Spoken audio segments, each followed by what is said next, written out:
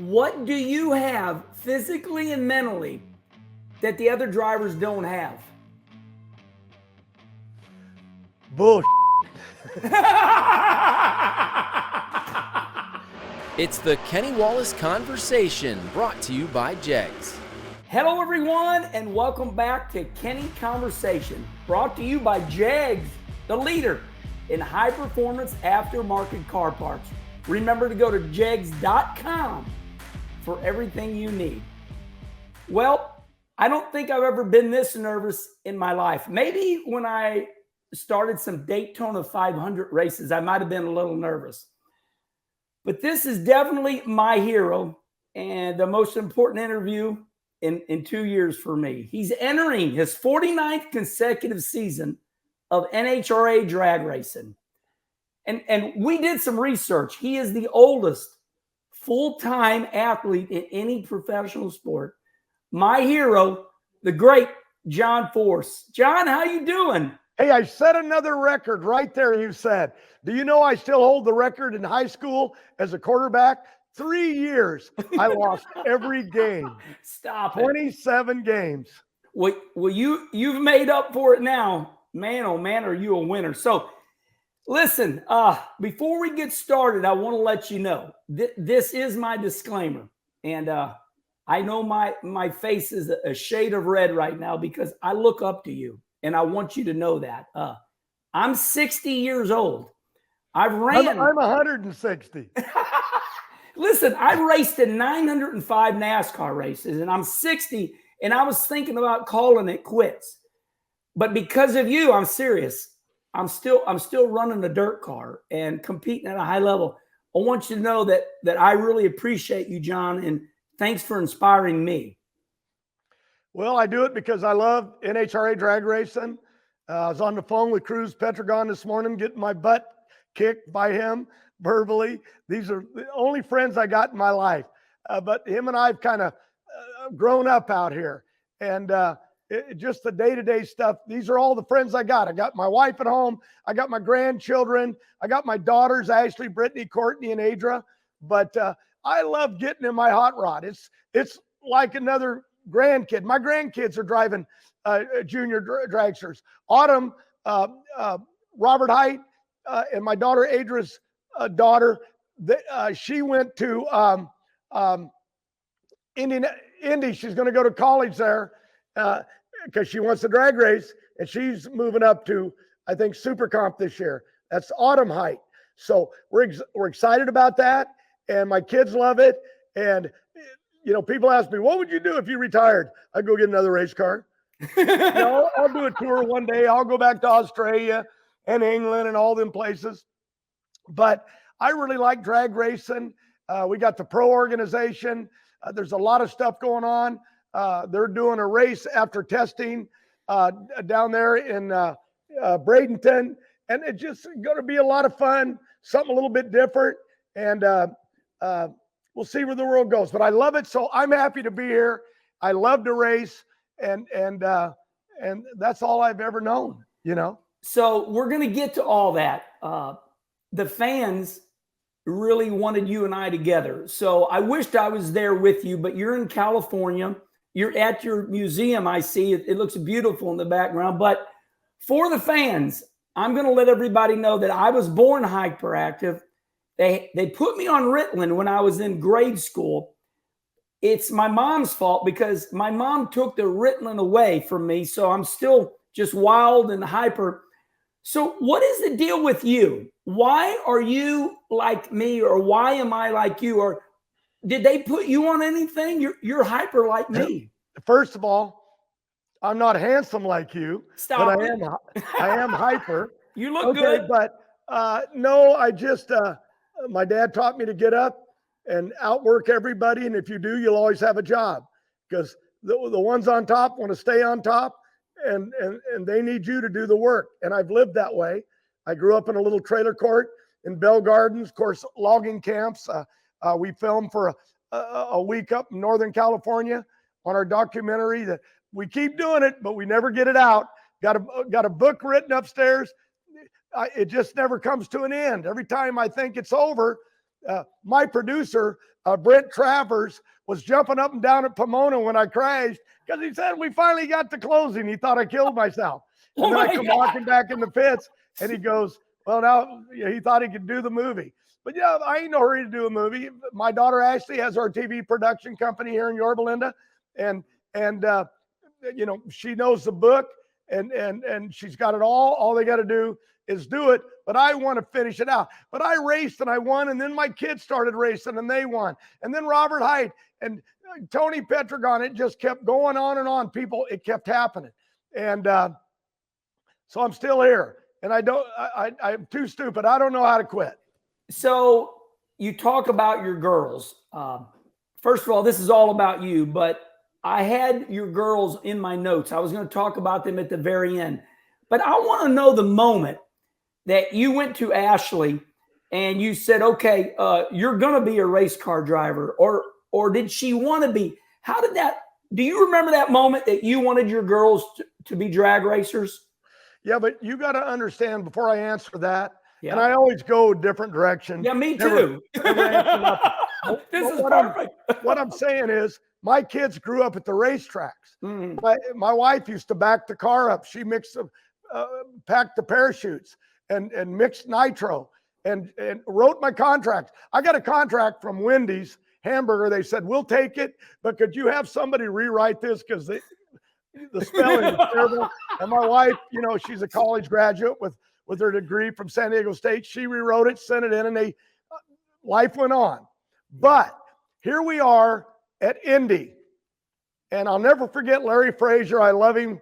One of the the handful of crew chiefs that I had in my career. Larry Frazier, we were out there, and I think it was Larry Frazier. Yeah, might have been Austin Coyle. But and hey, by the way, I'm going to Daytona Beach, because Austin Coyle's getting inducted. What a name! What a legend he was for you. Greatest of all time. Yes. People say, "Why don't you let him call you the GOAT? You won 16." I said, "Because I am not really the GOAT. Austin Coyle's the GOAT. I mean, he's the guy that took me, taught me, took me down that road, and won all those championships. And if anyone's going to get credit, I give it to the ones that deserve it. I'm just an old truck driver. That's where I come from. And I love driving that hot rod, and I'm very lucky, but I do live it. I take care of the sponsors like Peak and Chevrolet and Auto Club and Cornwell Tools. Hey, I'm sneaking them in here. Monster Energy. That's another reason why I'm so hyped. I probably drank too much coffee. I drink coffee. I'm on iced tea right now, but I drink 3 cups of coffee in the morning. The great drink Monster Energy like me, and boy, it'll change your life. Okay, let me go back to the girls. And here we are at Indy. I think it was Larry Frazier. Maybe it was Austin Coyle. Remember, I've been hit in the head too many times. It's okay. Okay. So in the middle of this, it's hotter than heck. And my wife's kidding. So I sent my guy down to a local store and got a little swimming pool. Yeah. I brought it back, put it up underneath the front of my 18-wheeler, right underneath where the water is and everything that they use for the race car. And I filled up that little pool. And through the course of 2 days, we used a lot of water, but it'd get dirty from the dust and the nitro. And I'd dump it out, we'd clean it, and then we'd fill it up again. And here we are. My little girls are in there underneath. I got pictures. It's unbelievable. Ashley, Brittany, Courtney, Adra was older then. She was helping run the business. In the middle of it, on Sunday, they turned on the water and said, there ain't no water. We can't water the car. That's back when we put water in the engines. And what happened? And my crew chief went ballistic because I put all the water in that swimming pool and we couldn't race. So that is awesome. My kids grew up out there, and dirty noses, clutch discs, always wiping cars. And Adra, my oldest girl, she never wanted to drive race cars, but I got pictures in my museum of her and I selling T-shirts out the back door. In my first office that I had, I was in a gas station. This goes way back. Yeah. And I had and I know nobody cares about all this, but it matters. Yes, they do. Yes, they do. I'm in a gas station where a buddy of mine, Ron Rose, gave me free place to keep my race car. I used to keep it on the street, had to get up every Wednesday morning and run out to my crew cab. It was a Chevrolet, and my chaparral trailer, and I had to move it so the street sweepers could go by and clean the street.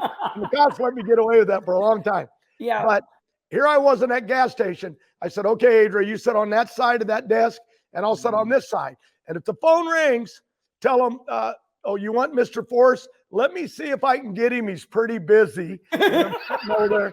Let him set for a minute. Give me value. And she'd say, okay, he's got time for you. And that's how we started in this business. And now I got chassis shops, paint shops. I got engine building shops. We built all that safety because that was about Eric Medlin. We had to get into that and make it, make race cars better. We lost him in a crash in Gainesville. Yes. And heartbreaking, loved him to death, still do. And his dad, John, good friend of mine. But what I'm getting at, my kids grew up there. I'm getting back to that question. No, it's okay. I'm with you. But Adria, is she your COO right now? Well, they call me the CEO, but after I didn't know what it meant, they quit calling me that. What is Adria doing? She runs all my money upstairs. I love it. Yeah, and what little bit there is, but Robert is a president of John Force Racing. Yeah. And they call me the CEO. I don't care. I just want to race is what I want to do. But Adria lives in it day to day with Johnny Lou and Tori and everybody upstairs, and they keep me afloat out here. And then I got the shops in Indy, so I got people there. But what I was saying is, my girls grew around it. They loved it. So the first time, they never went in the junior dragsters like Jacob and Noah are in the junior dragsters. And Autumn has moved from juniors up to Super Comp. So next will be A Fuel and then the pros. But I don't make the calls on my grandkids. You know what I mean? That's Ashley's two boys and Daniel Hood. He's my crew chief. They make the calls what their children do. So in the midst, there's Ashley at the races. And I knew she always loved it. Every time she got a chance, she jumped in the car and I'm a driver, Dad. And she was just little. And so we started her out right in Super Comp. And we hired Jerry Darian. And then along come Brittany and Courtney. And they started the same process and it evolved. But probably the worst was the first time I put Ashley in a fuel funny car because that's what she wanted to drive. Courtney wanted to drive a fuel funny car. Brittany wanted the top fuel dragster. So anyway, Brittany was always different, but all the girls did good. But I remember Ashley, I was terrified for all of them because even her mom said, I want to go to Frank Hawley's driving school and get licensed. Well, you want to drive? And she said, no, I just want to know what they're going through so I can watch it and know what's happening. And anyway, and Ashley beat me. Her first race was at Atlanta, and she had outrun me, so she got lane choice and put me on the bump and went down to the other end. She won. I jumped out of the car. I'm saying, oh, how could that happen? Let that girl beat me. And he goes, oh, my God, that's your daughter. And she's over there in her first interview for winning. Shut up and go over and hug her. And then because my adrenaline, it's the way I am, but I got on that bump and I couldn't recover it. And I got over to her and started hugging her. She was crying. I was crying. So God has been so good to me. I don't know what he's going to do in me at the end, but I can't wait to see what's coming. So, John, let me ask you this. You started in 1978, and you've seen it all. So what was it like when, like, your daughters and, like, Shirley Muldowney, when the girls lined up next to you, you're a man's man, and they beat your butt. When the girls started outrunning the guys, tell me about that moment in time in drag racing. Was that hard on you guys? Well, first, let me jump back. You said 78. Yeah. I graduated from high school in 67. Yeah. With that football record. Right. Okay. You're a badass. But you got to understand something. I raced in high school. I had Henry J's. I had a Corvette, Chevrolet Corvette with a blower on a small block. People don't even know that. I got out of high school. I was driving truck, and I had a front engine dragster. We always said it was the old Albertson's hose. Caught on fire at Lions Drag Strip. and almost ran over my brother Louie, who was waiting for me at the other end on fire coming down through there. But what I'm saying is, I went and I owned race cars. I had the Night Stalker, the rear engine Sidewinder built by Jack Chrisman. I had I had Steve Bovan's car. It was bought at a car auction, and I took it out and tried, but I never did anything with it. Then I had fuel altered, the short wheelbase. I won't get on a motorcycle. I won't get into fuel altered, but I drove one and turned them over. I did stuff you wouldn't believe. Crashed on a back street in town. Went out to Florida at a race, and I said, "You got to see me drive this." She goes, "Well, I was at Lions last night." She was just a kid. She thought I was taking her to the horse races like her dad, and she said, "You know what? I don't even know what this does. It just makes noise. Let me show you." I was on a back street over by my high school, did a burnout and the throttle stuck. I went down, jumped the curb, jumped the railroad tracks. I went into the side of a guy's house. And here come the cops. Where were the cameras at? Damn it. Wasn't for my brother being a sheriff. He come there and they said, "We got a guy down here named Forrest that almost went through a guy's house." And what happened? Well, what'd he say? He said he was towing by and the car came off the trailer and ran over the fence and the railroad track. So because it was my brother, they cut me loose. So you know, I got to interrupt you. Hold on. You and I are the same. I ask you a question, and while I'm asking you the question, you hear something else and you go to that. So I talked to you about girls lining up and outrunning you or any drag racer, but you heard 1978. So, yeah, but that's with them. But what I'm and I'm brain dead. No, me too. Let's get it out to the listeners. I love it. What are they going to do? Fire me? Okay. So took me 5 years to get on your show. Stop it. I thought you loved me. Okay. Your brother loves me though. Yeah, he loves me. I love you. Oh, okay. So in the middle of it, no, you know, Shirley and other women, but mostly Shirley, opened the door, won championships, beat the men. I watched her and Gartlett's verbally out there in the parking lot going to fight. You know what I'm saying? Tell me about that. Oh, just at races, Salt Lake City. Gartlett's didn't take no from anybody, and either did Shirley. So my girls came up in a different world. You know, they had to earn their way. Those guys, Gartlett's and Shirley, the lady. But my daughters, I was already racing. We had it. So I was able to give them the best crew chiefs, the best budgets. And the girls found the money. I mean, it was Brittany, the big boss over at Monster Energy, Rodney. He said, "Love John Force, but don't bring him back no more. He wears me out. Bring his daughter." Because you don't need energy drink. But my daughter went down there and sold the program, Brittany. Come back with a contract. "Dad, what do I do?" He gave me this money.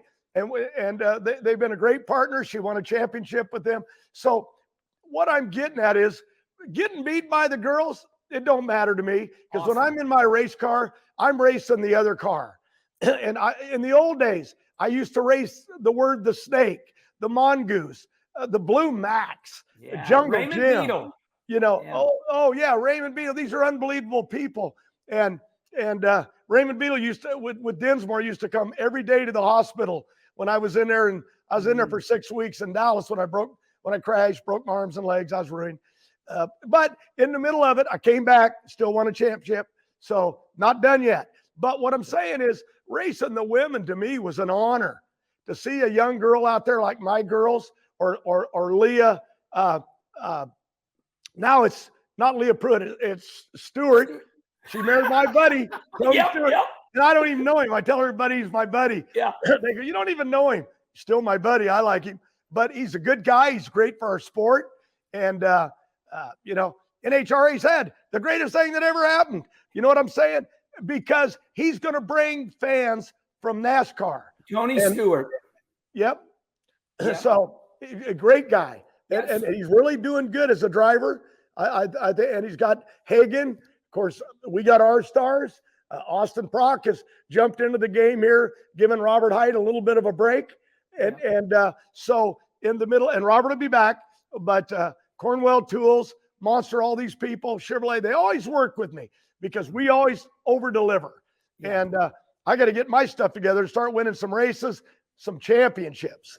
So, John, one thing that you and I share in common is, we grew up watching the movies, and, I remember Telly Savalas, Beretta, if you're going to play, you got to pay. You and I learned that if we want to race, we got to get sponsorship. You and I are the best at it. I've had sponsors my whole life because I was broke. I had no money.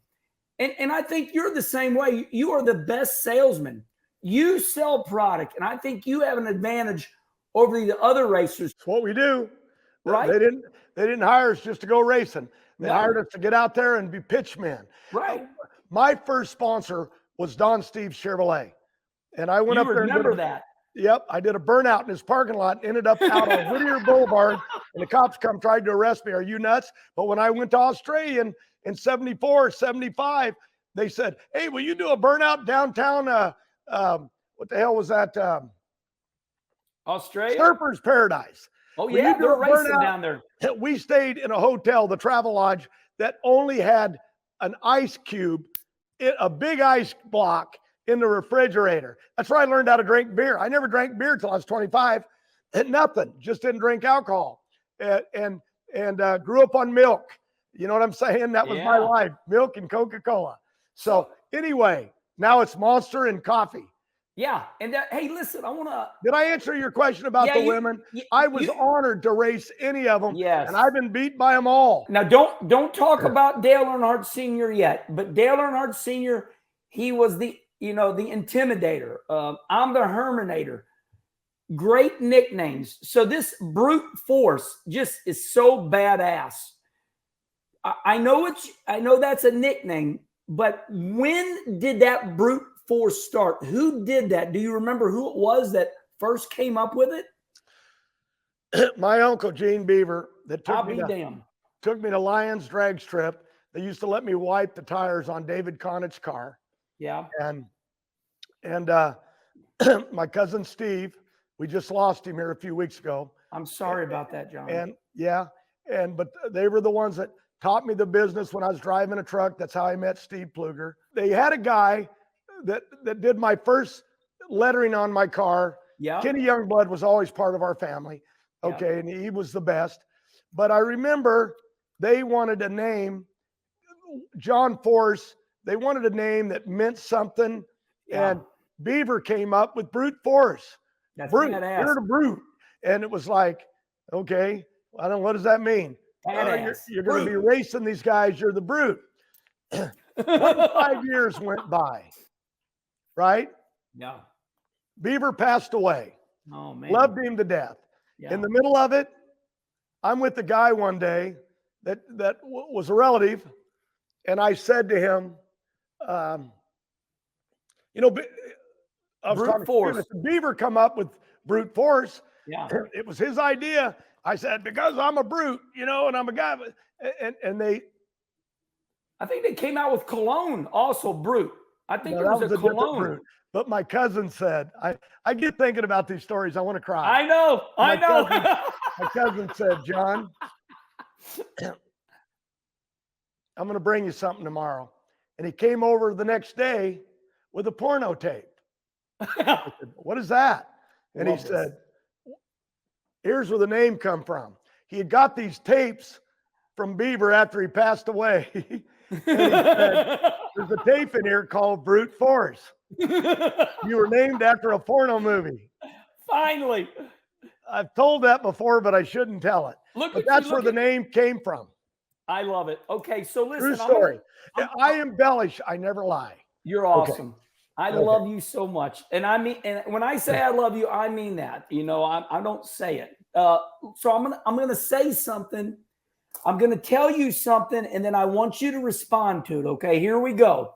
Okay, John Force, 74 years old, the most dominant drag racer of all time, 16-time NHRA funny car champion, and of course, we all know you won the AHRA champion.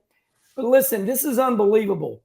155 wins. Now, when I tell you all that, what do you think about when I tell you all that? I think it's 157, but I can't remember. Yeah, but Yeah, but I don't look in the rearview mirror in life. I know. Okay, I look ahead, and that's where I want to be. I want to win again, because I don't do it just. I mean, we'll turn this camera. Yep. But this is my showroom here. But my shops in Indy are full of trophies, and they're Yeah. not all me. They're Tony Petragon. You know what I mean? They're Gary Dincham drove for me, and won Indy. You know, these are big things. It's just I didn't come. I come to beat Don Perdome and Raymond Beadle and Mongoose and Jungle Jim, and that was my reason in life for doing it. A paycheck. I starved to death for 20 years. People don't know that, and I'm working my way back there. It's getting closer. But these hot rods. I was a kid. I grew up in a trailer house. My kids went during my TV show on Driving Force. My mom's trailer house we kept across the street. So awesome. Just in a dirt field. And my kids went there and they cried, like, how did you live there, Dad? There was no bed. I slept on the couch in the living room, but I couldn't go to bed till Mom and Dad finished watching, you know, whoever was on the Late Late Show. Yeah, so what I'm saying is I grew up in a trailer house. You know what the escape was? What? Your bicycle. What? Me too. I love my bicycle. And then, you know, when first time I got a motorcycle, I remember yelling freedom in the parking lot. I'm free. And I drove off on a motorcycle. And then I got a car. It was freedom. And all I know is cars. I had polio as a kid.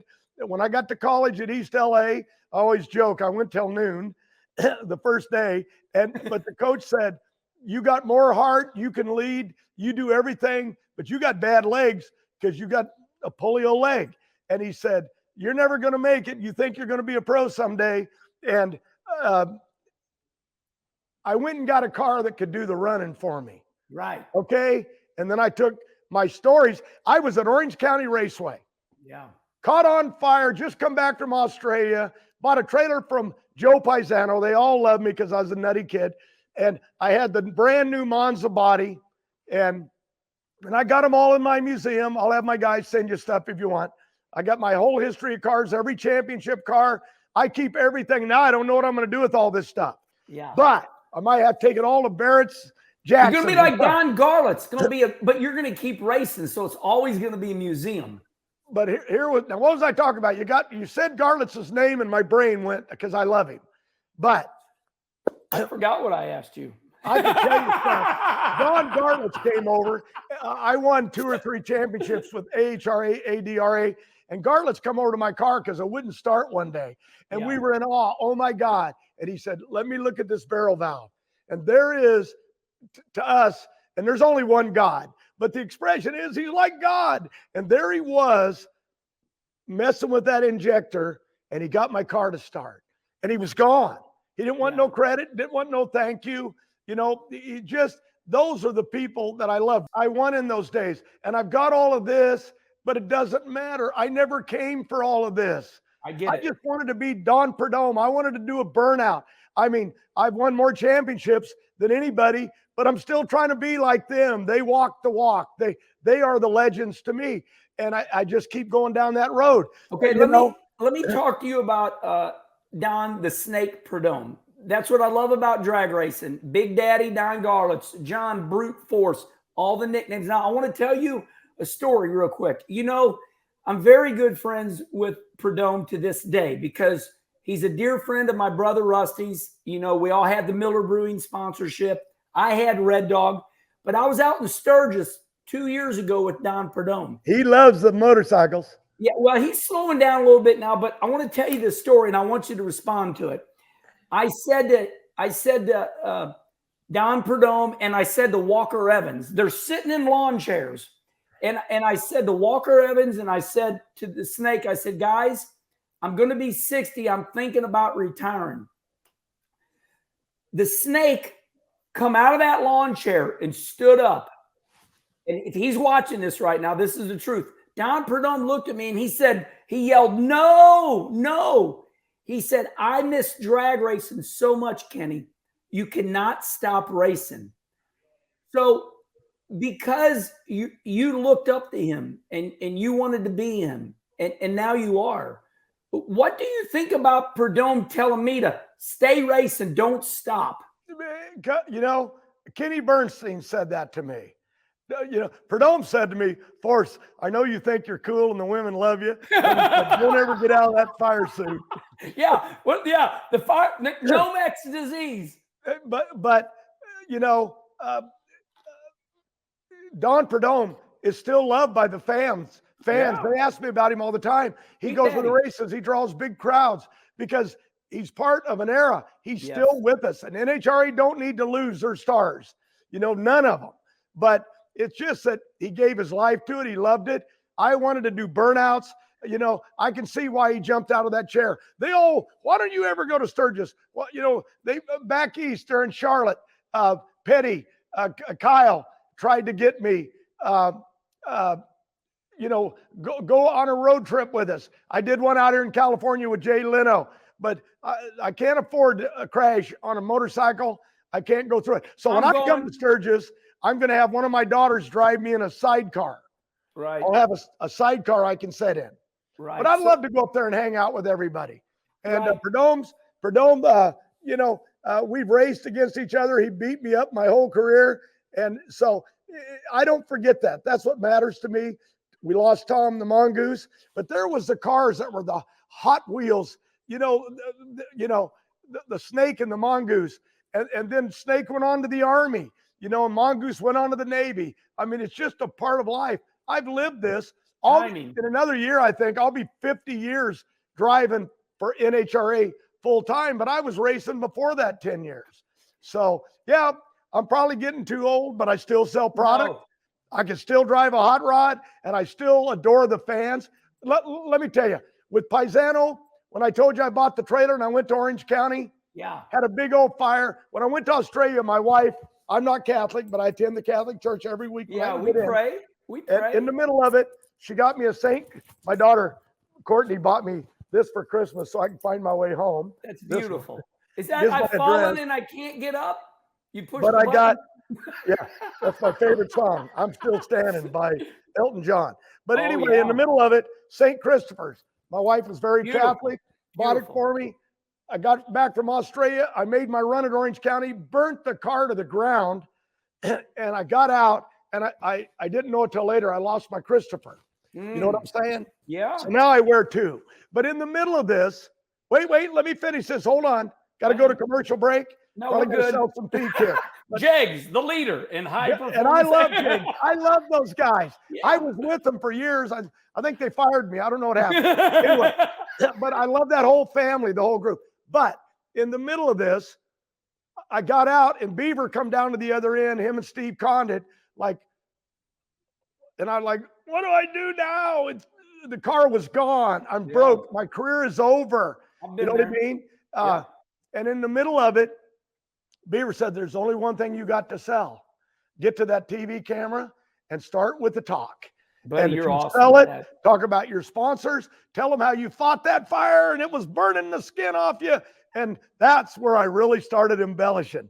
And I told the story, and the next morning I got calls from people that weren't even sponsors. Hey, we want to be on your car. My Chevrolet guy, Tom Steves, dad was Don Steves.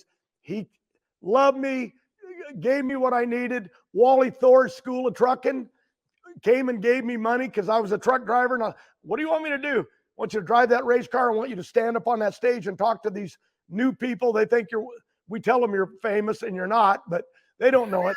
And that's how it started. So it was a gift of gab. You know, I was always told my great grandpa was hung in Oklahoma for lying. Well, actually, we always say it was for horse stealing, but I think it was for lying. I can't even get my story straight. No, you're awesome. Can we stop this and start all over? Okay. All right, we're starting over right now. So I know AJ England is around there. I know Sarah just left, but they're all listening to us Sarah's right now. a sweetheart. I love Sarah. I know, we all do. So come home, Sarah. This is we're going to ask this question on the fly. It does not have to be perfect. So in the totality of John Force Racing, including you got the 157 wins. How many wins do you think John Force Racing, the whole organization, How many wins do you think you all have?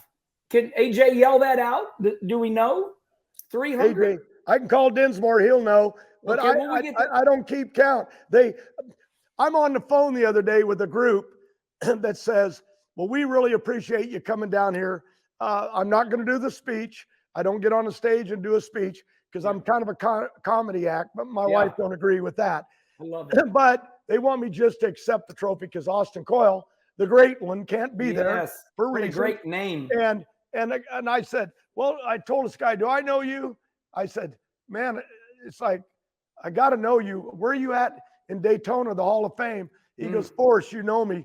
We already inducted you in the Hall of Fame 10 years ago. And I'm like, I don't even remember the Hall of Fame. So that ain't what's on my deal is finding money, keep this ship afloat and winning championships and watching my grandchildren grow up. I got Autumn that's 17. I got Jacob and Noah that are 11 and 9. I got an IndyCar driver, Ray Hall, in our family, married Courtney. And isn't that awesome? She got out of the car, and oh God, I can't lose her. But she got 2 little girls, Harlan and Tinley. Best part of my life. My wife don't even want time with me. She only wants them. Hey, as a team, how many races have we won? Yeah. I don't know. Hey, figure it out, and we'll get back to it. I want to know this. You have the necklace, it's very nice. When you get into staging and you're inside your race car, do you have any rituals? Do you do anything over and over? I think it was Cruz said he wears the same underwear for days. Okay.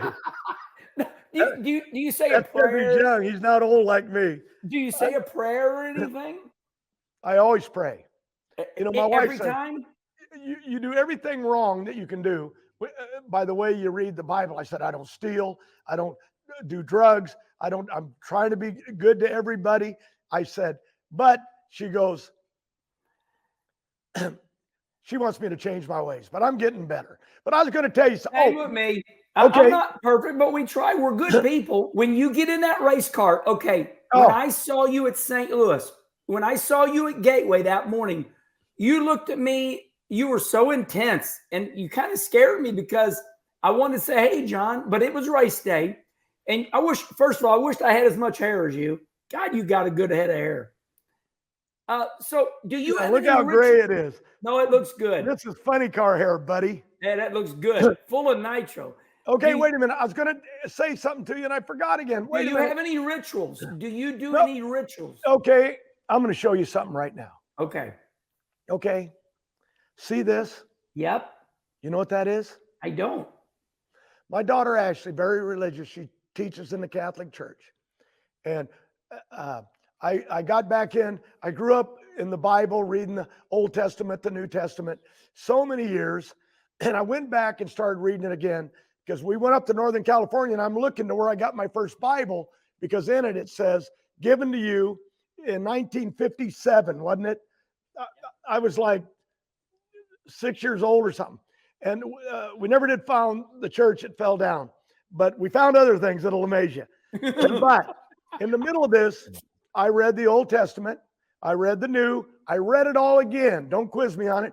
I read it all again. I'm almost done it a second time. I live with it on the airplane and all that. So my daughter, Ashley, buys me this. And it's a beautiful Bible. Oh my gosh, you're kidding whole me. Bible in there. That is I got beautiful. a magnifying glass and I looked at it and I see stuff. Looks like I'm looking at my veins with blood going by, but it's quotes in the Bible and it's the whole Bible, old and new. That's incredible. And after about a week, I've done everything like, okay, is there something that hooks to this that puts it on a screen? Is there something? And I don't read directions. So you know what I do? What? I call up the company. Yes. The lady answers. I said, ma'am, I'm calling about the Bible on my hand. Goes, yeah, the blah, blah, blah. I said, I can't read it. And I said, I put a magnifying glass. I can't see it. So is there something I don't know? And you know what she said to me? Sir, what? Do you believe in God? I said, yeah. And she said, have you ever talked to him? I said, no. And she said, does he ever talk to you? I said, Mm, I think he does, but I don't really hear his voice.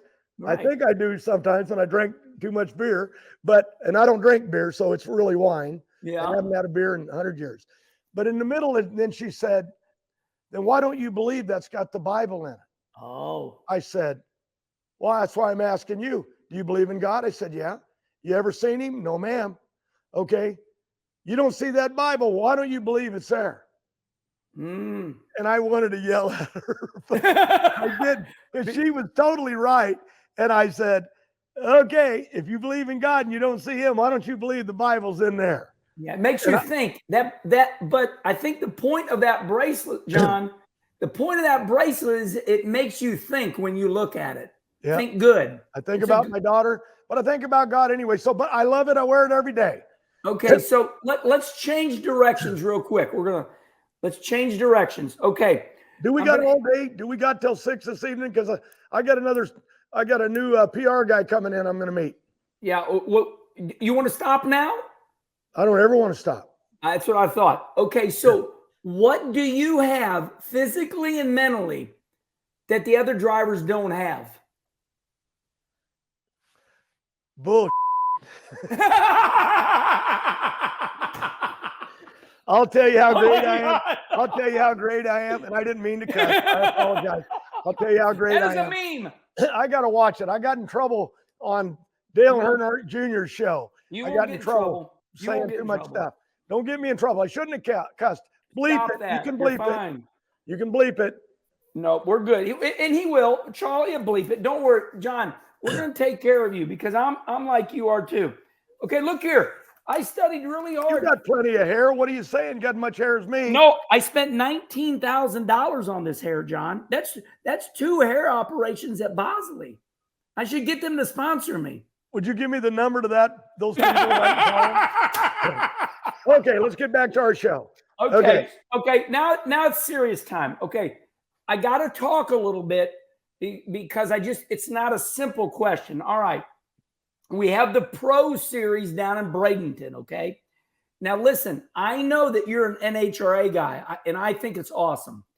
But we're seeing something in motorsports now. We've got, in NASCAR, we got the Racers Alliance, okay? And that's, Roger Penske, Richard Childress, all of them, they're all got what's called the Racers Alliance, okay? Then in dirt sprint car racing, Kyle Larson and Brad Sweet just started high limit racing. Now we see this one-off. You're going to go for $250,000 to win it at Bradenton with this Pro Series, and it stands for Professional Racers Owners Organization. I know you're an NHRA guy. I get that, and that's first and foremost. Tell me what you think about this. This is a big deal. What are they trying to do, and what do you think of it?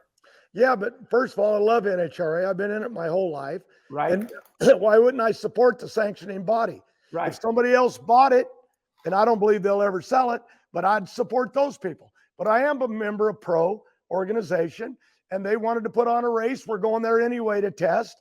Okay. And these guys want to try something new to put up some money. And they got some sponsors for it, and they did it. We got to go down there, and we got to put a crowd in there like NHRA to make all this work. But Pro are good people. NHRA are good people. They're just trying to find a way to look at what we could do, maybe another direction. Because sometimes you get like on a race car. After a while, I'd have to go into Coyle and say, Coyle, this ain't working. What do we do? And we'd have to throw down everything and start all over.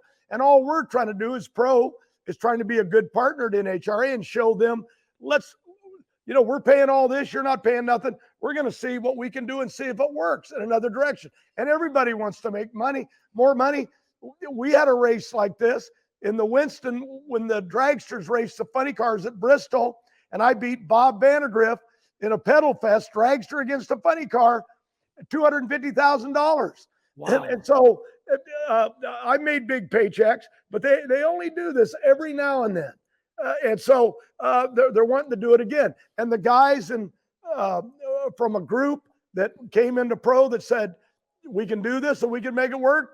Well, we're already there. Why not? I don't want to do anything ever to hurt NHRA. And if anything, it'll help build our crowds when we go up to Gainesville, which is up, we're at the bottom of the state. We'll be at the top of the state.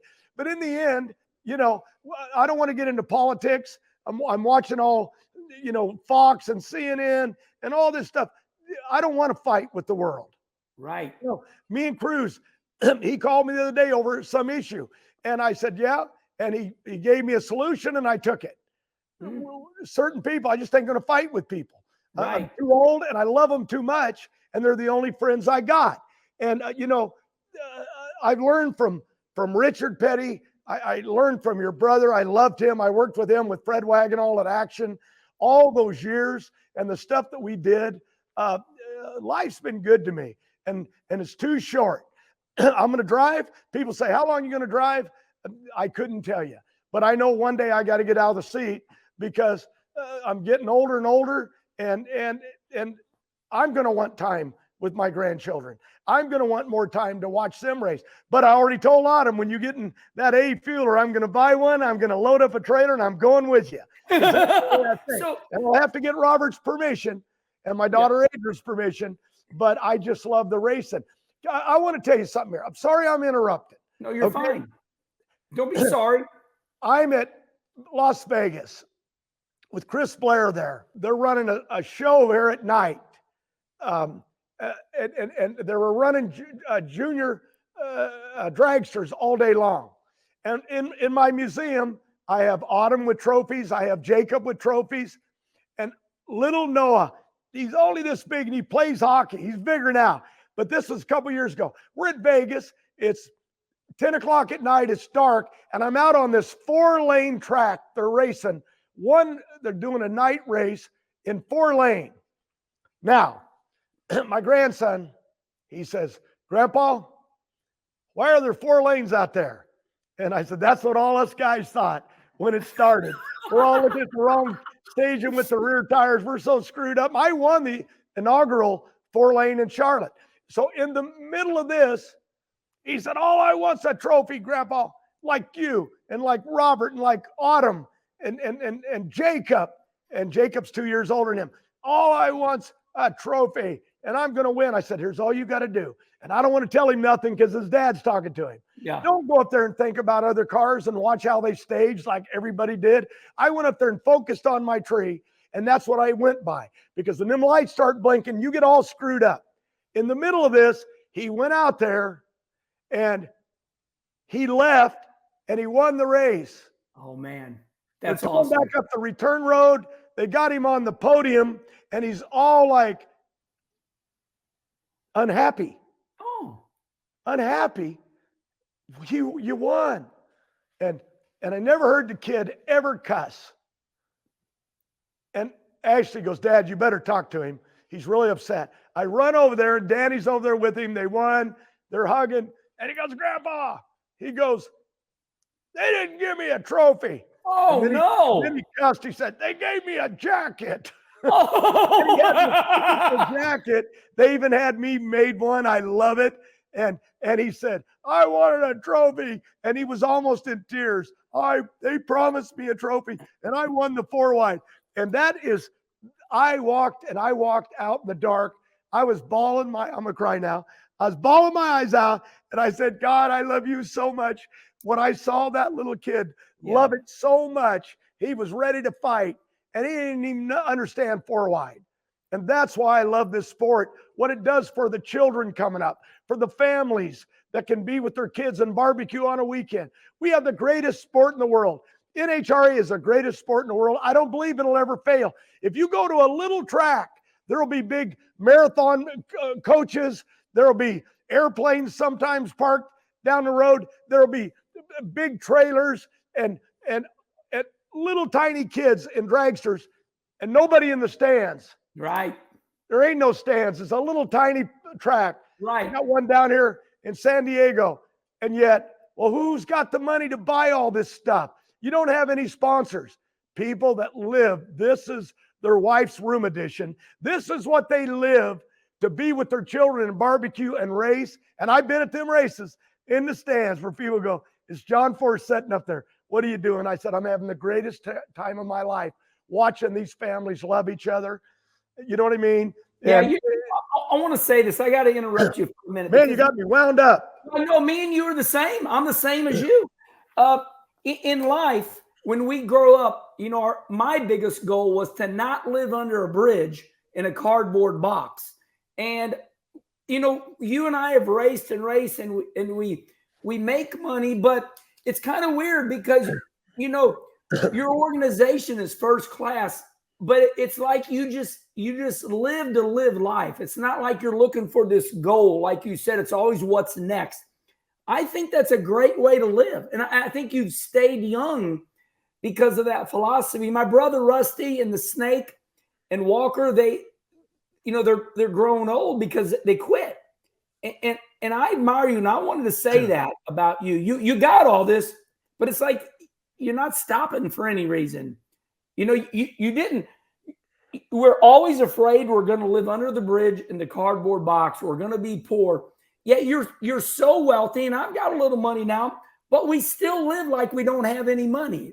What do you think of that? Let me talk to you about that guy living under the bridge. I just dreamed that up because I saw it when I was what a kid. you want, but let me tell you something. I drive by a guy that's standing out there giving away stuff. Yeah. Holding up a sign, military, got kids at home, need money. I've seen it. And I always try to do something. Even if it's, I've drove past him and turned around and drove back in and drove in again to hand that guy, even if I only had $1. I always want to help because you never know if you're right, but what if you're wrong and they really are needy? Always with the ones with children, I always stop, even if it's a scam. But one day I had a guy, I drove by and I didn't stop and I thought, that looks real. I turned around, I'd come out of the movie theater, went back into the movie theater, turned around and drove back up to him. And I said, here, I wanted to give you something. And I've done it a number of times at the movie theater, turned around. And I reach out, hand him something. And he goes, man, I can't believe it. It's John Force. And I said, I can't believe it. Oh yeah, I love you. I follow you. And I thought, well, that's the first for me, kind of a homeless deal. Yeah. Till he ran over and got in his Mercedes. Are you kidding me? No. And I said, what? I parked my truck. I said, what is this? And he said, tax-free money. But I got so excited when I saw you. He goes, and he got in his Mercedes, was parked right by McDonald's. And I could see him run to it because he running to get his phone to call his friends, say, I'm talking to John Force. So that's going on all the time. They get that money. It's tax-free. Hey, they're smarter than me.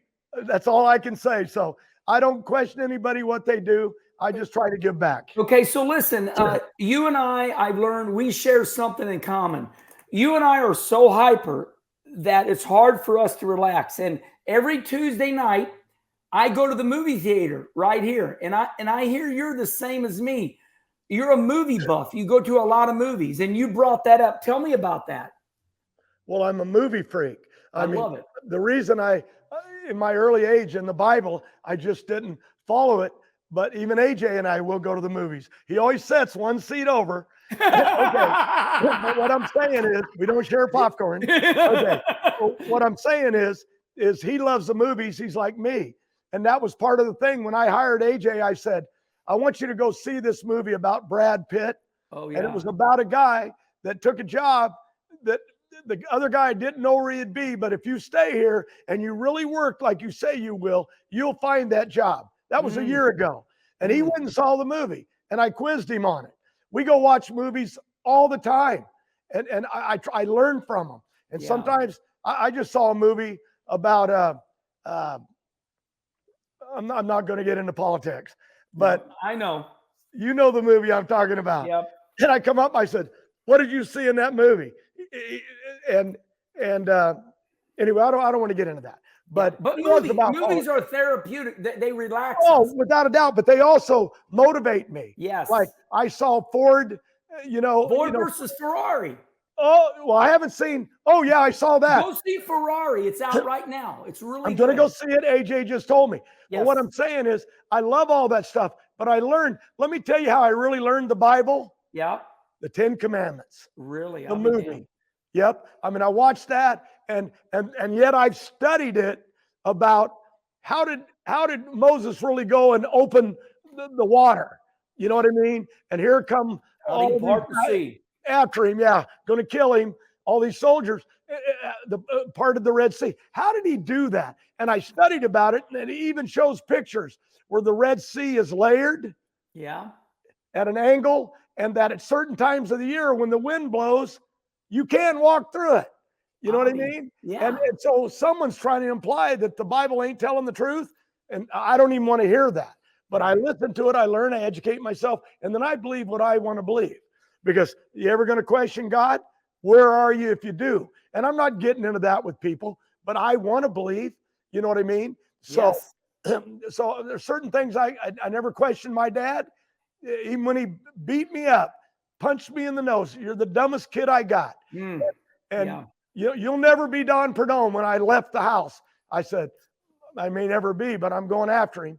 And Perdome didn't even know who I was. So, you know what I find out 50 years later? That I'm as old as all them guys.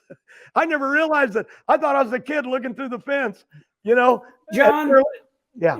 John, I respect your time, and we're going on an hour, and I don't want to treat you like I did Dale Jr. or Tony Stewart. We went an hour and 40 minutes. Let's start wrapping it up because you're a busy man. Bradenton's right around the corner. But let me ask you this. Do you see any driver out there right now that is a mini John Force, or are you by yourself? I wouldn't want to meet anybody that stupid. What I'm saying is that they're out there. Yeah. We just got to bring them out of their shell. A lot of times they get into racing, they don't realize why they're there. They're pitchman. They're Wally Thor. You know what I'm saying? School of trucking. You got to pitch it. And Cal Worthington Dodge. Go see Cal, go see Cal, go see Cal. You never heard that. But that was huge out here. You got to pitch it, but you got to love it. I've got people that come and go, oh man, we watch you on TV. I want to be part of it. And I come to work for, they're trained at schools and they're really good. But after they're on the road, they realize this ain't what I thought it was. Right. This is painful. Getting up at 6 a.m, going to bed at midnight. Sometimes we never break the law of California or Indianapolis. Okay. Get myself in trouble. No, you're fine. You live it and you got to love it. You don't do it for the money. You know what I mean? Yeah. And there are families that live off it and they're out there with their kids in the summertime. And I love it.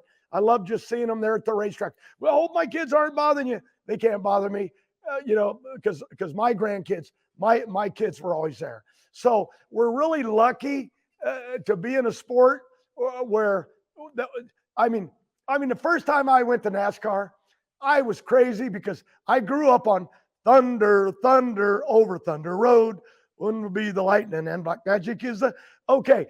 That was all about hauling alcohol in the back of their cars. I even met Junior Johnson, and he invited me over to his house. I said some of the dumbest stuff, and they go, "Boy, what happened to your brain?" And that's when I was young. But all those stories and the tales. Then I met Earnhardt, and then I met your brother. I dealt with him, and it was a world, that just, even Petty looks at me and he shakes his head. I was just at his place. We did a big deal down there with Robert and Brittany and Proc, and he's building a custom car to go to Vegas.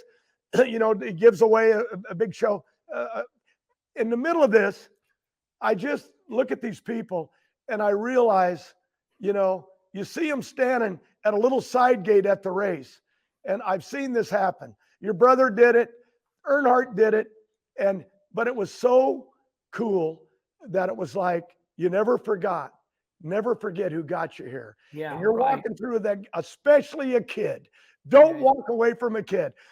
I had a guy that brought me a sponsorship. Can't say who it is.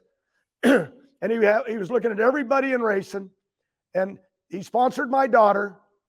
But his wife told me later, I said, he had all these teams to pick from. Why did he pick? Well, number one, he wanted a girl. He wanted a Top Fuel dragster. I said, why did he pick us? And his wife said, because when he was little, they live in Ohio. They went to the racetrack at the old NHRA track there in Ohio, Columbus. And I had won my second race. I won in Montreal, came down, and I won there, my second race. And I'm up on Montreal. the stage, but my wife's home having Courtney. Mm. And I was trying to get home to see the baby. I think I missed everyone.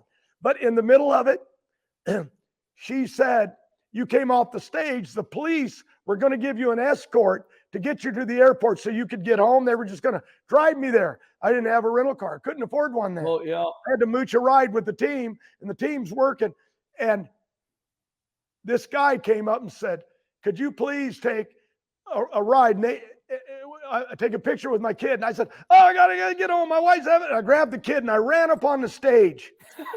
And I put the kid on the stage and we took a picture and I ran back out. Sorry, big old hug. I want to raise it. And I got right off of the cops. Got home, baby was already born. Missed another one. But in the middle of it, that man was the kid. Yeah. Okay? Yep. That man was the kid. And he said, you stayed. And yet, you know, yeah, just to get a picture. Well, I never got any pictures in those days. Nobody cared. Yeah. Well, I want to say this. You, in my eyes, and myself, we know how to build race cars. And then there was a time, you know, that we had to quit working on the race cars so hard because we had to find the money to run the race cars. In other words, by the way, this is a different subject right now. I know Don Garlitz does it all. I get that. And I admire Don Garlitz beyond belief. Okay. But Don is a different deal. You and I are the same. We built our race cars in the early days and we can do it all, but we had to transition into keeping our careers going by finding money. I want you to just comment, and we're going to wrap it up right here. But when you transitioned from getting so damn dirty into realizing you had to find the money to keep it up. It was a long road. Right. My book is going to be called The Crossroads. Beautiful. Because in my career, there was so many times I was at a crossroad and it was over. Car burnt to the ground, it was over. Right. Okay. I was coming out of Memphis, but every time a door closed, God opened another one. Yeah. But I say, God, how do I know? I believe that, but I do know a door opened. Yeah. I just lost a major sponsor. I had to park one of our cars. And then like, oh God, what am I going to do? And all of a sudden I got Proc. I promise you, okay, Proc, I'm going to give you my car. I'm going to step out of peak. I'll tell them you're going in. Because I got to keep my word to this young kid that's got it all. And then how am I going to retire? I don't even know how to tell him. And all a matter of a few weeks, something took place with Robert. And he said, this is perfect timing. I got to step out here for a little bit. Got to put that kid in. And that's how that took place. You just keep digging. And here I was in Memphis in the 18-wheeler, sleeping in a truck stop. Yep. And didn't have cell phones in those days. Leaving one race, come out of Montreal. I'm heading to another one, but I don't have enough diesel fuel to get there. So I go in and I call my dad and called to collect. He living in a little trailer house. I carried his credit cards till they quit working. And my dad said, I'll wire you money to the Union 76 and you can get gas. And that's how I live. And my dad said, but some guy called and he said, he runs a racetrack. I think it was in Houston. And he said, you better call him. So I called up this guy and I've raced with his two boys that are out there and I can't think of his name. It's okay. It's a great story. But in the middle of it, he said, NHRA had a race. And I had a match race here. Oh. And he said, I had Perdome, McEwen, everybody. And I said, I know all them guys. I race with them all, yeah. What do you need me for? He said, well, I need a race car down here. I've got somebody else. And he said, but I need to have you here. And I thought, he's got to have me. Okay. I said, okay, well, what do you pay? He said, well, what do you want? And I said, I want half of what you were paying Perdome. Oh. His name will come to me in a minute. Okay, Dupre was his name. Yeah. Okay. French Canadian sounding like. Dupre he ran Memphis, and then he went up Baton Rouge. Yeah. You know, I lost my first final round to Kenny Bernstein. Do you know Raymond Beadle and all them guys? Yeah. They won their I first know 'em race all. against John Forrest. Yeah, Yes. I mean, like 6 or 7 of them. So anyway, in the middle of it, I said, will you give me half what you pay? I could have got more. He said, yep, you got it. And nobody That's knew awesome. I was around, but I wasn't a hitter. And I said, and I want 2 rooms for my crew. And So I could have got more. 5, Yeah. but he took me, and I went down and I raced for him. And then he took me other match racing, and that door opened. Yeah. You know what I'm saying? Yes. And that's what I wanted to hear. Thank you. I've just lived my life like that. Yeah. And every time stuff goes bad, something fixes it. So Yes. I was going to tell you something here. I was up at Wendy's in Montreal, and I'm standing out front. We went to Wendy's because we got free food, and we display our car a half a day. And when we come out the salad bar at Wendy's, everybody was jumping up and down and cheering. But the guy come up and said, our Wendy's girl didn't show up. And I said, yeah. He said, yeah. I said, what does she get paid? He goes, this is back 25 years ago, 35, 40 years ago. He said, well, she gets $25, but she has to stand there for 8 hours. I said, I'll take it. Oh my gosh. $25. I put on the dress. Everyone knew it was John Forrest. It was in the newspaper. And look, he dressed up. Yeah, I got paid. Instead of doing it for hamburgers, my race car was out there, and it was big old hairy legs on me. It was great. So, but okay, we're up Northern California. You got to take a break. Are you okay? No, we're fine. I'm up in California. I want to tell you this. We're shooting a documentary. We go up, and my old girlfriend's house when I was in 3rd grade, used to ride on the bus with her, Karma Bennett. Beautiful girl. Her name was Karma Bennett? Yep. I don't want to get in no trouble. I ain't saying nothing wrong. She married a minister or something. Yeah. But her dad's house, where she lives in now, always had a big cross on the roof, and it's still there, and it lights up at night. And we lived in this it wasn't Redwood Creek, it was Klamath Glen. My dad worked at the logging mill. That's when Lady Bird Johnson said, you're killing all the owls, so don't cut down the trees. So they saved the owls, and the logging camps all closed because they couldn't have trees for people to work. Figure that one out. Yeah. So in the middle of this, she had said, I'm not going up to her door. You might get shot if you walk up there. And so AJ and Brent Travers, our TV guy, they went up. And this big guy comes out, it's got a Jesus shirt on him, big, good-looking kid. And she had been married and had 2 boys, and she went down to Sonoma, and she raced down there. I mean, she didn't race, but she worked down there, and she never got close to see me, but we were like little sweethearts. What does a kid know at that age? Yeah. Used to dance with a broom, then I learned how to dance with a broom. Well, I watched Dick Trickle dance with a chair. Yeah. Well, in the middle of it, they went up, and they got me, and she came out, beautiful girl. Everyone's standing there, and they said, you know John Forrest? She goes, yeah, I know John Forrest. And she goes, and we got all this on TV. I mean, we got it all on camera. And she said, yep, he used to kiss me every day on the bus. Yeah. And I thought, what a pervert. Puppy love. I'm in 2nd or 3rd grade. And girls are awesome. But we talked, and it went on. Okay. So then we traveled back over. You ever seen the movie Deliverance? Yeah. Oh, yeah. I told the story the other day, and nobody even understood what I was talking about when I mentioned Deliverance. Yeah. The Deliverance was up in the Appalachians in the back, and there's nobody up there, right? Banjo players. Okay, in the middle of this, we're going back to where I grew up in a logging camp. Okay, where my brother, they didn't have school buses to take you into Arcata, where he went to school and played football. And he went back up to Humboldt State and went to college there. My brother Walker did. But I only went till noon. Remember that, college. So in the middle of it, that's my story, and I'm sticking to it. In the middle of it, we went to a place going over the mountain from Eureka, from the ocean, where you go to Redding, and it's about a 3-hour drive. But up there in an hour and a half, you go off and go down in Redwood Creek and the Hoopah Indian Reservation, where I lived. My mom was in Indian too. I'm not saying it like that woman did it in politics. Yeah, yeah. She was Indian. You're real. I really am part Indian.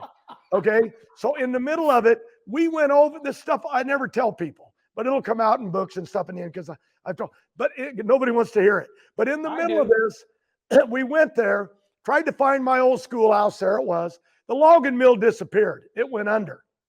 Yeah. And I used to go over there and get Coca-Colas in bottles for 5 cents. And they had a road to the middle of the camp.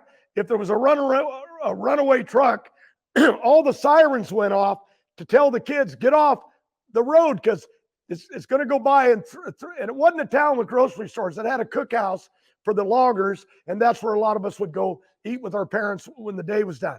But it had a big old fire cones that were full of hot burning wood and stuff. Loved it. So in the middle of it, we go around the mill, but I said I lived where the church was that I mentioned earlier.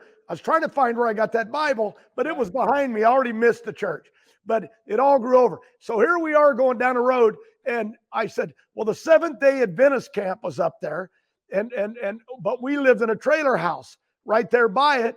But once I get there, I'll know where it is. And we're on a road, and my guys are saying, first there's bears and stuff out here that ain't good. We're going down this road. It's like the Wizard of Oz, but it's really like Deliverance. Yeah. Like, yeah. You better watch out here what we're doing here. We could get in trouble. AJ was with me. The middle of nowhere, 170 miles from nowhere. I called it Deliverance, and I'm parked. I said, I don't know where to go, but the house is gone. But our trailer's sitting right there, backed up to the road. And I said, I don't know where to go. And here come a pickup truck pulled up. No way. Yeah. And I yelled, hey, stop a minute.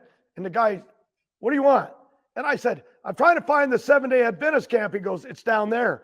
And he goes, I said, I used to live here when I was a kid. And he said, well, that's good. And the guy went to drive on, and the rear window rolled down, and a little kid about 12, 14 yelled, it's John Force. Awesome. Okay. Oh, I've been recognized before, even out in the middle of nowhere. And he jumps out of the car, his mom, his sisters. I said, what are you doing? And he goes, oh my God, I can't believe it's you. And I said, well, yeah, I'm John Force, a race car driver. We know all about you. I said, where's the Seventh-day Adventist? And then I found out that his grandma, his great grandma, generations would come up there, and they would live by the river in little shacks and little places for a religious retreat. Yeah. And this kid got out and said, can I have a picture with you? And I said, yeah. And now here is the deliverance part that I don't get. Yeah. The kid in the middle of nowhere, he says, I just won my first NHRA race in a junior dragster at Sonoma. I'll be darned, up in the middle of nowhere. Nowhere.